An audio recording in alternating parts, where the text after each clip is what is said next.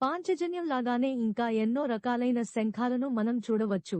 వామావర్త శంఖం ప్రకృతి నియమాల తారుమారుని సూచిస్తుంది. మహిమాన్వితమైన ఈ శంఖం పరమ శివునితో ముడిపడి ఉంది.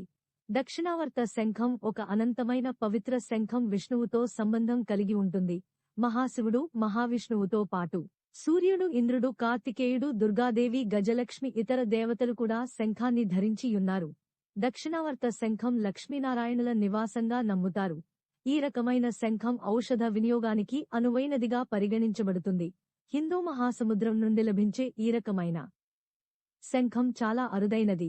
ఈ దక్షిణావర్త శంఖాన్ని అరుదైన రత్నంగా పరిగణిస్తారు. గొప్ప సద్గుణాలతో అలంకరించబడి ఉంటుంది. ఇది తెలుపు వర్ణంలో మహోజ్వలంగా ప్రకాశిస్తుంటుంది. ఇది దీర్ఘాయువును, కీర్తిని మరియు సంపదను ఇస్తుందని భక్తులు నమ్ముతారు.